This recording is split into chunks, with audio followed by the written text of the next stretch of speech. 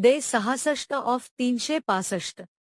7 मार्च 1956 रोजी डॉक्टर बाबासाहेब आंबेडकर यांनी बौद्ध धर्मात होणाऱ्या त्यांच्या ऐतिहासिक धर्मांतरणाच्या तयारीत गुंतलेले होते, जे त्याच वर्षी 14 ऑक्टोबर रोजी पार पडले.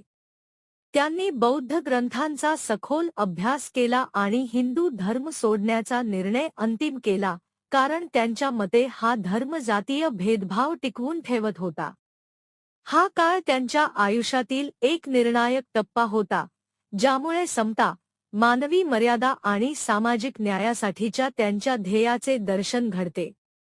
त्यांचे धर्मांतरण हे लाखो दलित आणि वंचित समुदायांना जातीय दडपणापासून मुक्तीचा मार्ग म्हणून बौद्ध धर्म स्वीकारण्यासाठी प्रेरणादायी ठरले, ज्यामुळे भारताच्या सामाजिक आणि धार्मिक परिदृश्यावर एक शाश्वत छाप पडली.